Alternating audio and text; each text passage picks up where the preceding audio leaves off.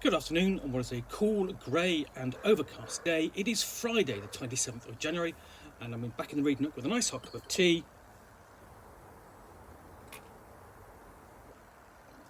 And a parcel I'm going to finish unboxing. Now, I have pulled out quite a lot of things from this box to date, including a copy of Into the Odd and Cyborg, and then Heart of Darkness for the Aliens role-playing game, or the Alien role-playing game I should say, something for Vazen, and more stuff for Cyborg as well, resource pack. The last thing I'm going to pull out is this, which is Mountains of Madness, which is the latest thing from Free League Publishing. Let me just move these around so it's a bit more comfortable for me. So, it's open.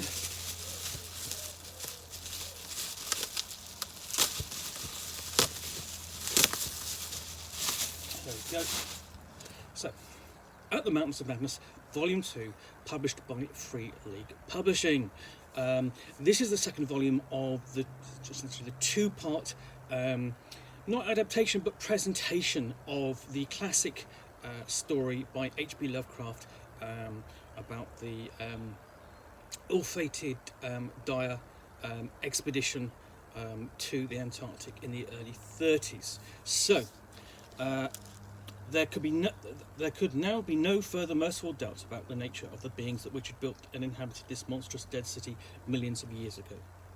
At the Mountains of Madness, illustrated by François Baranger, return to the final days of the Dyer expedition in the remote Antarctic wastes.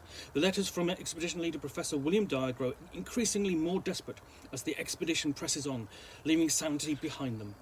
What they discover beneath the ice is meant for no living man to see. Cyclopean structures and alien landscapes that defy history itself. The final act of the Dyer expedition is a descent into cosmic horror and utter madness. H.P. Lovecraft's At the Mountains of Madness, first published in 1936, is one of the greatest classics of American horror literature, the most ambitious story Lovecraft ever wrote. It has served as a source of inspirations for filmmakers and authors in the decades since his death. This is the second volume of two.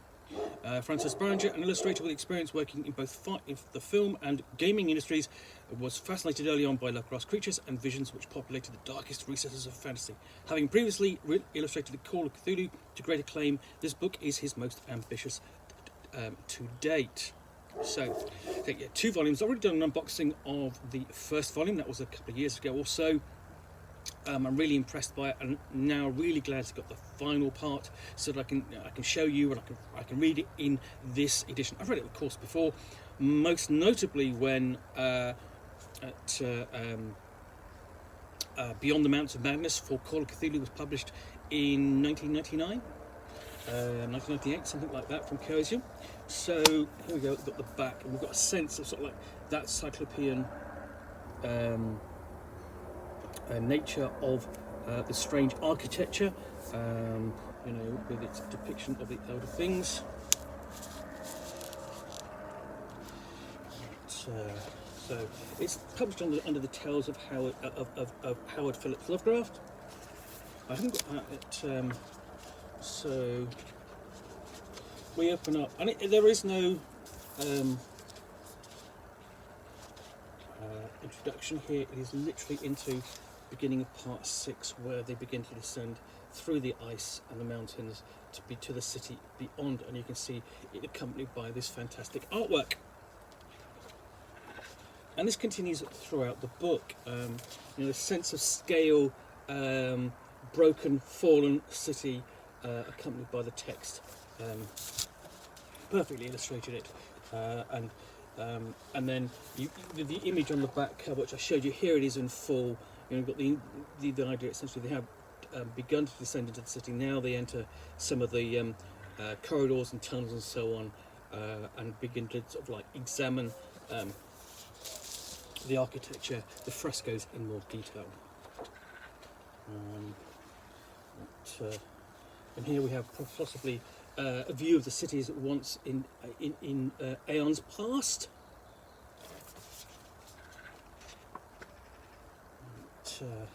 So we have the mast is in the air, whilst presumably a shoggoth there goes about its duty.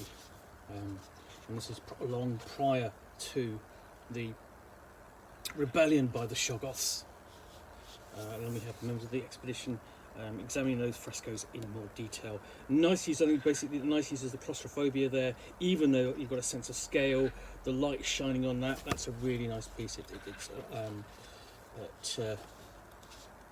And then, you know, we have perhaps the illustration of the rebellion itself, the elder things strike back.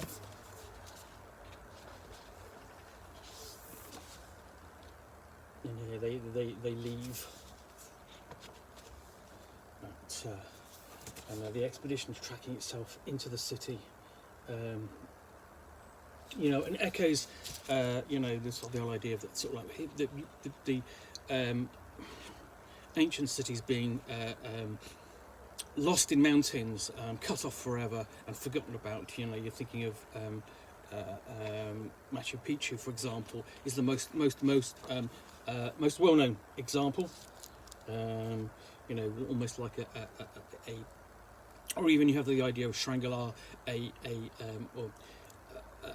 mountain paradise locked away from civilization, and you have that here with a sense of civilization, and it's bright, almost green there. The sense of just being utterly different to the outside icy wastes that the expedition members have had to cross in order to get here. You know, we've got two pieces here, essentially. One contrasting the expedition members sort of trying to decipher the history on the walls of the city and the city in its heyday.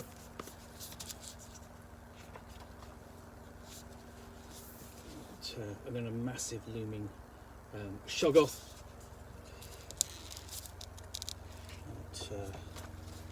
So yeah, this is a fantastic looking book. I'm just going to leaf my way through. I'm not going to show you all the art, nor do I want to spoil the book for you. And then something being dragged and a sense of movement there, a path being followed, and someone already having been there.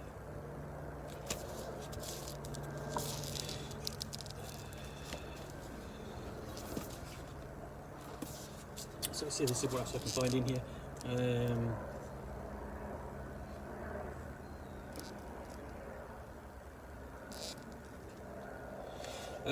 And then the great feared albino penguins,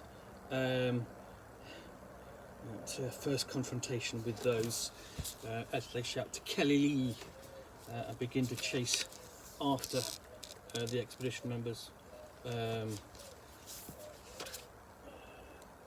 Who knew penguins could be so eldritch and so horrific?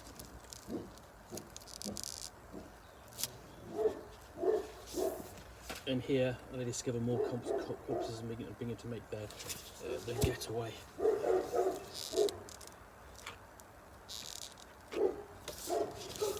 Yeah, they make a run for it.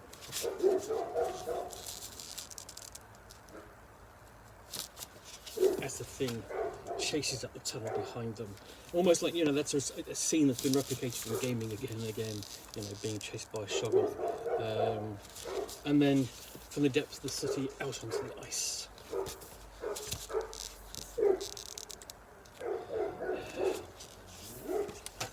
As they get one last look of the ancient city.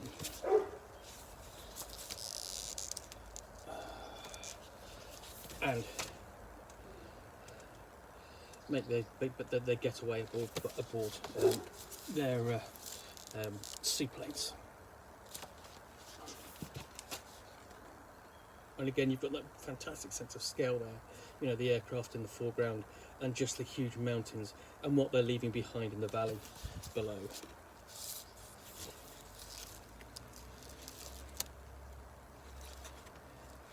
So yeah, and then at the end, you've got a basic short bibliography, or basically biography of H.P. Lovecraft, and then the artist François Baranger there as well.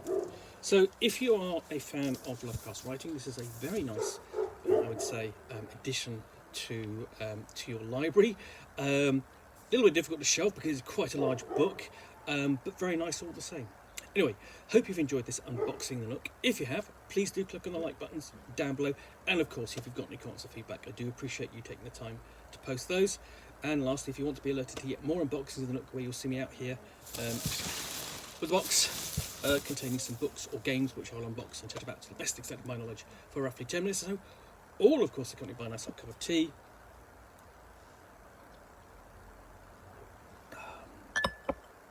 Then please do hit the subscribe button down below. Thanks again for watching. Be back again soon with another unboxing of the Nook. Bye for now.